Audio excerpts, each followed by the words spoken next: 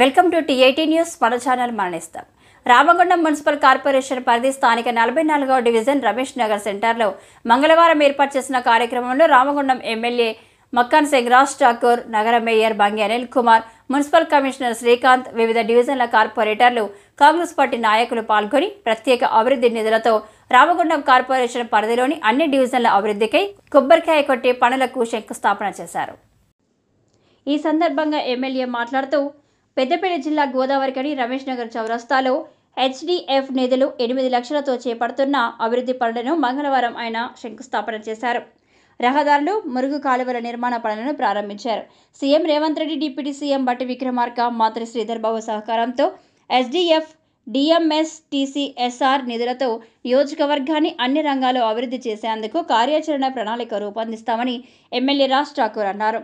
అదేవిధంగా ఇప్పటికే 100 కోట్ల నిధులు తెచ్చామని, పార్లమెంటు ఎన్నికల్లో టెండర్ల జాప్యం కారణంగా పనుల ప్రారంభాన్ని ఆలస్యం జరిగిందన్నారు. కొంతమంది అవగాహన రాహిత్యంతో బురద చల్లే ప్రయత్నం చేస్తున్నారన్నారు.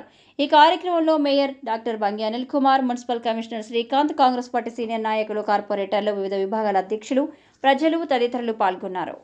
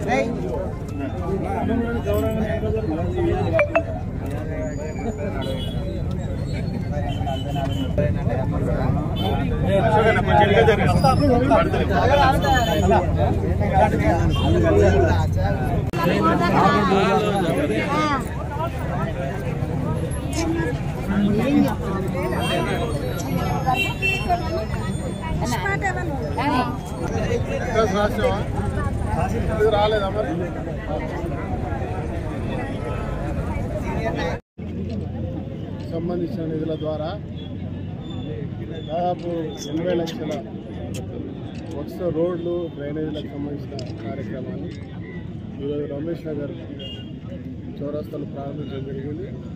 నిన్న, ఈరోజు, రేపు ఇంకా నిరంతరం ఈ ప్రక్రియలో కార్పొరేషన్ రామగుండం నగర అభివృద్ధికి పూర్వవైభవం తీసుకురావడానికి దాదాపు 100 పై కోట్లతోటి అనేక కార్యక్రమాలు తీసుకొస్తాం.